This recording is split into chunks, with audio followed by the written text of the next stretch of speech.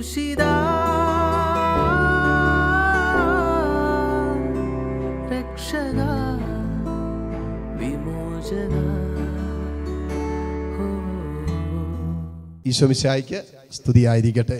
നിങ്ങൾ ഈ നോമ്പുകാലത്തിന്റെ ശുശ്രൂഷകളിൽ ഒറ്റ ദിവസം പോലും മുടങ്ങാതെ പങ്കെടുത്ത് പ്രാർത്ഥിക്കാനായിട്ട് തീരുമാനമെടുക്കുക. കാരണം ഈ ശുശ്രൂഷ നിശ്ചയമായിട്ടും ദൈവം ആഗ്രഹിക്കുന്ന ഒരു ശുശ്രൂഷയാണ്. ഒത്തിരി പ്രാർത്ഥിച്ചു, ഒത്തിരി ദൈവത്തോട് ആലോചന ചെയ്ത് അങ്ങനെയാണ് കർത്താവ് ഈ ഒരു ടോപ്പിക്ക് തന്നെ കർത്താവ് തരുന്നത്. നമ്മൾ ഈ നോമ്പുകാലം തപസ്സാചരിച്ച് യേശുക്രിസ്തുവിന്റെ സ്നേഹത്തിലേക്കും രക്ഷയുടെ അനുഭവത്തിലേക്കും സ്വർഗം നമ്മളെ കൈപിടിച്ചെടുത്ത് ഉയർത്തുന്ന അനുഭവത്തിലൂടെ നമ്മൾ കടന്നു പോകുമ്പോൾ നിശ്ചയമായിട്ടും ഇത് നമ്മുടെ ജീവിതത്തെ പൂർണ്ണമായി മാറ്റിമറിക്കും.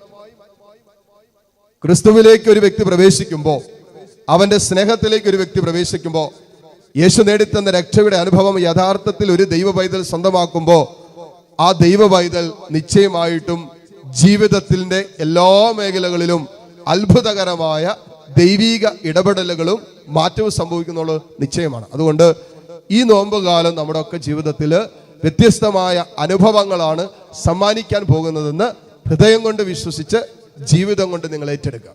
നിങ്ങൾക്ക് ചെയ്യാൻ പറ്റുന്നൊരു കാര്യം, 1 മിനിറ്റ് സമയം കണ്ണുകൾ അടയ്ക്കാം, കരങ്ങൾ കൂപ്പാം. ഏതെങ്കിലും 3 നിയോഗങ്ങളെ നിങ്ങൾ കർത്താവിന്റെ കരുണയ്ക്കായിട്ട് സമർപ്പിക്കുക. ഈ നോമ്പിന്റെ ദിനങ്ങളിലൂടെ കടന്നു പോകുമ്പോൾ കർത്താവിന്റെ വലിയ കരുണ, സ്നേഹം, കാൽവരിയിൽ വെളിപ്പെടുത്തിയ ദൈവത്തിന്റെ വലിയ കരുണ നമ്മുടെ ഒക്കെ ജീവിതത്തിൽ വെളിപ്പെട്ട് കിട്ടാൻ നമ്മൾ ആഗ്രഹിക്കാം. ആദ്യം അവിടുത്തെ രാജ്യവും നീതിയും അന്വേഷിക്കുക എന്നാണ് കർത്താവ് പറയുന്നത്. തീർച്ചയായിട്ടും നമ്മൾ ഈ ശുശ്രൂഷകളിലൂടെയൊക്കെ ദൈവരാജ്യവും ദൈവത്തിന്റെ നീതിയുമാണ് അന്വേഷിക്കുന്നത്. അതോടൊപ്പം ബാക്കിയെല്ലാം കൂട്ടിച്ചേർക്കപ്പെടുമെന്ന് കർത്താവ് പറഞ്ഞിട്ടുണ്ട്. അപ്പോൾ കർത്താവ് എന്തെല്ലാം നിങ്ങളുടെ ജീവിതത്തിൽ കൂട്ടിച്ചേർക്കണമെന്ന് നിങ്ങളിപ്പോൾ ആഗ്രഹിക്കുന്നുണ്ടോ, അത് ദൈവം തൻ്റെ സമ്പന്നതയിൽ നിന്നും യേശു ക്രിസ്തു വഴി നമുക്ക് ആവശ്യമുള്ളതൊക്കെ തരും. കരങ്ങൾ മാറോട് ചേർത്ത് പിടിച്ച് ഏതെങ്കിലും 3 നിയോഗങ്ങൾ, വ്യക്തിപരമായ നിയോഗങ്ങളോ കുടുംബത്തിൻ്റെതായ നിയോഗങ്ങളെ സമർപ്പിക്കുക. ഈ ദിവസങ്ങളിൽ കർത്താവിൻ്റെ സന്നിധിയിൽ ദൈവത്തെ ശ്രവിച്ച് ദൈവത്തെ കേട്ട് ദൈവാനുഭവം ആ വിഷയങ്ങളിൽ പ്രാപിക്കും എന്ന് ഉറച്ച് വിശ്വസിക്കുക. അതോടൊപ്പം അനേകരിലേക്ക് ഈ ശുശ്രൂഷകളെ നിങ്ങൾ എത്തിക്കുക. അനേകരിലേക്ക് ഈ ദൈവവചന ശുശ്രൂഷ എത്തിക്കുക. ഹൃദയം കൊണ്ട് ഏറ്റെടുക്കുക.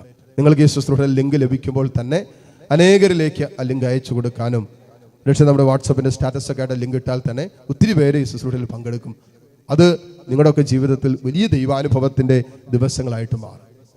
ഒരു നിമിഷം കരങ്ങൾ മാറോട് ചേർത്ത് കണ്ണുകളടച്ച് ആ 3 നിയോഗങ്ങളെ കർത്താവിന്റെ സന്നിധിയിലേക്ക് നിങ്ങൾ പ്രത്യേകം സമർപ്പിക്കുക. എല്ലാ നിയോഗങ്ങളുടെ മേലും കർത്താവിന്റെ വലിയ കരുണ വർഷിക്കപ്പെടട്ടെ എന്ന് പ്രത്യേകം പ്രാർത്ഥിക്കുന്നു. പൗരോഹിത്യത്തിൽ അങ്ങ് തന്ന അധികാരത്തിന്റെ കീഴിൽ എളിമയോടെ നിന്നുകൊണ്ട് ത്രിയേക ദൈവത്തിന്റെ നാമത്തിൽ ഈ മക്കളുടെ നിയോഗങ്ങളെ എല്ലാം ഒരിക്കൽ കൂടി ആശീർവദിച്ച് വിശുദ്ധീകരിക്കുന്നു. ഇതിന്റെ വലിയ സാന്നിധ്യം ഈ മക്കളുടെ മേൽ വെളിപ്പെടുത്തണമേ.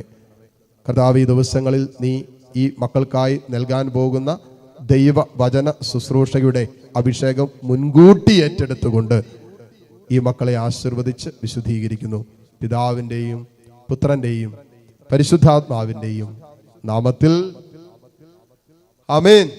വ്യക്തികളെയും കുടുംബങ്ങളെയും ഒക്കെ ഭാരപ്പെടുത്തുന്ന ഒരു വിഷയമാണ് ഇനി രക്ഷയില്ല എന്നുള്ളൊരു തോന്നല്. ഏതെങ്കിലും ഒരു വിഷയത്തിൽ ഒത്തിരി പരിശ്രമിച്ചു, ഒത്തിരി അധ്വാനിച്ചു, ഒത്തിരി കഷ്ടപ്പെട്ട്, എന്നിട്ട് ഇനി രക്ഷയില്ല എന്നുള്ളൊരു തോന്നല് മനസ്സിലേക്ക് വരുമ്പോൾ അത് നൽകുന്ന ഭാരം വല്ലാത്തൊരു ഭാരമാണ്. ലോകത്തിന്റെ രക്ഷയ്ക്ക് വേണ്ടി നൽകപ്പെട്ട ഒരു നാമമുണ്ട്. ജീവിതത്തിന്റെ എല്ലാ അവസ്ഥകളിലും എല്ലാ സാഹചര്യങ്ങളിലും രക്ഷിക്കാനായി ഈ ലോകത്തിലേക്ക് കടന്നു വന്ന ഒരു രക്ഷകൻ നമുക്കുണ്ട് എന്നുള്ളതാണ് നമ്മുടെ ജീവിതത്തിന്റെ ഏറ്റവും വലിയ പ്രതീക്ഷയും പ്രത്യാശയും. ദൂതൻ ആട്ടിടയന്മാർക്ക് കൊടുത്ത അതേ സന്ദേശം അത് സകല ജനപദങ്ങൾക്കും വേണ്ടിയിട്ടുള്ളതായതുകൊണ്ട് അത് എനിക്കും നിനക്കും വേണ്ടിയിട്ടുള്ള സന്ദേശം തന്നെയാണ്. ദാവീദിന്റെ പട്ടണത്തിൽ നമുക്കായി ഒരു രക്ഷകൻ കർത്താവായ ക്രിസ്തു ഇന്ന് പറന്നിരിക്കുന്നു. ഏതറ്റം വരെ നമ്മൾ തകർന്നു പോയാലും, ഏതറ്റം വരെ ഞങ്ങൾക്ക് സങ്കടങ്ങൾ ഏറ്റെടുക്കേണ്ടി വന്നു, ഏതറ്റം വരെ ഞെരുക്കപ്പെട്ടാലും, ഏതറ്റം വരെ പട്ടിണി കിടക്കേണ്ടി വന്നാലും, ഏതറ്റം വരെ തിരസ്കരിക്കപ്പെട്ടാലും, ഏതറ്റം വരെ ഒറ്റപ്പെട്ടു പോയാലും, മോനെ ഒരിക്കൽ പോലും മനസ്സുകൊണ്ട് ചിന്തിക്കരുത്, ഒരിക്കൽ പോലും ഹൃദയം കൊണ്ട് ഏറ്റെടുക്കരുത്. എനിക്ക് രക്ഷയില്ല എന്ന് അത് അങ്ങനെ ഒരു ചിന്ത നിന്റെ മനസ്സിൽ വരുമ്പോൾ പിതാവായ ദൈവം തൻ്റെ പുത്രനിലൂടെ എന്റെയും നിന്റെയും രക്ഷയ്ക്ക് വേണ്ടി കാൽവരിയുടെ നെറുകയിൽ പൂർത്തിയാക്കിയ യേശുക്രിസ്തുവിലൂടെ പൂർത്തിയാക്കിയ ആ രക്ഷയുടെ അനുഭവത്തെയാണ് ബോധപൂർവ്വം നമ്മൾ തിരസ്കരിക്കുന്നത്. ഇവിടെ അതൊരിക്കലും ചെയ്യരുത്, പറയുക പോലും ചെയ്യരുത്. നമ്മുടെ ചിന്തകളിൽ പോലും നമ്മൾ ചിന്തിക്കരുത് എനിക്കൊരു രക്ഷയില്ലെന്ന്. അത് ശരിക്കും ദൈവിക പദ്ധതിക്ക് വിപരീതമായി പിശാച് നമ്മുടെ മനസ്സിൽ കൊണ്ടുതരുന്ന ചിന്തയാണ്. അതൊരിക്കലും എന്റർടൈൻ ചെയ്യേണ്ട ചിന്തയല്ല, താലോലിക്കേണ്ട ചിന്തയില്ല. കാരണം എനിക്ക് നിനക്കും രക്ഷയുണ്ട്. അതാണ് സന്തോഷത്തിന്റെ സദ്വാർത്ത. വിശുദ്ധ കുർബാനയിലൂടെ അവൻ നമ്മുടെ ജീവിതത്തിലേക്ക് വരുന്നുണ്ട്. ഓരോ കുദാശകളിലൂടെയും ഈശോ നമ്മളെ സന്ദർശിക്കുന്നുണ്ട്. അവൻ സന്ദർശിക്കുന്ന ജീവിതത്തിന്റെ അനുഭവങ്ങളിലെല്ലാം തന്നെ നമ്മളെ രക്ഷിക്കുന്ന അനുഭവങ്ങളാണ്, രക്ഷയുടെ അനുഭവങ്ങളാണ്. ഈശോ ചുമ്മാ സന്ദർശിച്ച് പോവുകയല്ല. ആ കർത്താവിന്റെ സന്ദർശനത്തിൽ അവന്റെ രക്ഷയുടെ അനുഭവങ്ങളോട് നമ്മുടെ ഹൃദയങ്ങളെ, നമ്മുടെ ജീവിതത്തെ നമ്മൾ സമർപ്പിക്കുമ്പോൾ എനിക്കും നിനക്കും ലഭിക്കുന്ന അനുഭവം എന്നാണെന്നറിയാമോ? അത് രക്ഷയുടെ അനുഭവമാണ്. ഈ അനുഭവം കിട്ടിക്കഴിഞ്ഞാൽ പിന്നെ മക്കളെ നമുക്ക് വേറെ ഒന്നിനെ കുറിച്ചും ആവലാതികളില്ല, പരാതികളില്ല, പരിഭവങ്ങളില്ല. കാരണം എന്താ? ഞാൻ രക്ഷയുടെ അനുഭവത്തിലാണ്. എൻ്റെ കർത്താവ് എന്നെ രക്ഷിച്ചു. നമ്മളിലൂടെ യേശുക്രിസ്തുവിൽ വെളിപ്പെട്ട രക്ഷ അനേകർ അനുഭവിക്കാൻ തക്ക വിധത്തിൽ, അറിയാൻ തക്ക വിധത്തിൽ, മോനെ എന്നെയും നിങ്ങളെയും വരുന്ന ദിനങ്ങളിലൂടെ ഒരു രക്ഷകന്റെ ആ സുവിശേഷം പ്രഘോഷിക്കുവാനുള്ള ആ രക്ഷയുടെ അനുഭവത്തിലേക്ക് അനേകരെ കൈപിടിച്ചുയർത്താൻ തക്ക വിധത്തിൽ രക്ഷയില്ല എന്ന് തോന്നുന്ന നമ്മുടെ ജീവിതത്തിന്റെ ചുറ്റുപാടും ജീവിച്ചുകൊണ്ടിരിക്കുന്ന അനേകം ജീവിതങ്ങൾക്ക് പ്രതീക്ഷ നൽകുന്ന, പ്രത്യാശ നൽകുന്ന, രക്ഷയുടെ അനുഭവം സമ്മാനിക്കുന്ന മക്കളാക്കി, ദൈവമക്കളാക്കി എന്നെയും നിങ്ങളെയും പരിശുദ്ധാത്മാവ് ഈ ദിനങ്ങളിൽ മാറ്റുമെന്നുള്ളത് ഉറപ്പാണ്.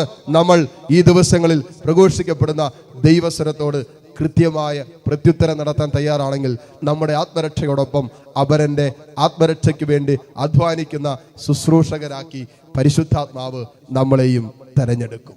നമ്മൾ ആരാധനയിലേക്ക് പ്രവേശിക്കാൻ പോവാണ്. കരങ്ങൾ കൂപ്പി കണ്ണുകൾ തുറന്ന ദിവികാണ്ഡത്തിലേക്ക് നോക്കാം.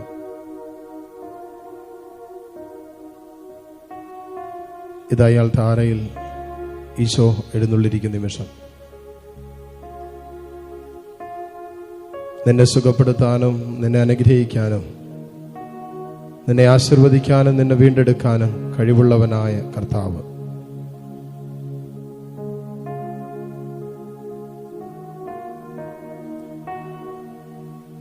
നിന്റെ ജീവിതത്തിന് ആവശ്യമായതൊക്കെ നിന്റെ കർത്താവ് നിന്റെ ജീവിതത്തിൽ കൂട്ടിച്ചേർക്കുന്ന സ്വർഗീയ നിമിഷമാണത്. ഇതാ സ്വർഗം ഭൂമിയിലേക്ക് ഇറങ്ങി നിൽക്കുന്ന നിമിഷം.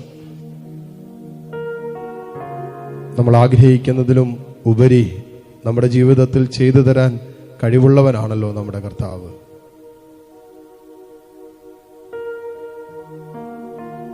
ആ കർത്താവാണ് ഈ ദിവ്യകാണ്ഡത്തിൽ എഴുന്നള്ളിയിരിക്കുന്നത്. ഹൃദയം കൊണ്ടും ജീവിതം കൊണ്ടും തമ്പുരാനെ ആരാധിച്ചുകൊണ്ട് നമുക്ക് പ്രാർത്ഥിക്കാം. പരിശുദ്ധ പരമ ദിവ്യകാരുണ്യ നാഥനായ ഈശോയ്ക്ക് എന്നേരവും ആരാധനയും സ്തുതിയും പുകഴ്ചയും ഉണ്ടായിരിക്കട്ടെ. നമ്മുടെ കർത്താവിനെ നമ്മൾ ആരാധിക്കാൻ പോകുന്ന സമയമാണ്. കർത്താവിന്റെ വചനം നമ്മൾ ഓർമ്മപ്പെടുത്തുന്നത് കർത്താവിനെ ആരാധിക്കുമ്പോൾ നിന്റെ അപ്പക്കുട്ടകൾ അനുഗ്രഹിക്കപ്പെടുന്ന, ഗർഭചിത്രങ്ങൾ ഇല്ലാതാകുന്ന, ജീവിതത്തിന്റെ സമസ്ത മേഖലകളിലും കർത്താവിന്റെ കൃപ വർഷിക്കപ്പെടുമെന്നാണ് ദൈവത്തിന്റെ വചനം നമ്മൾ ഓർമ്മപ്പെടുത്തുന്നത്.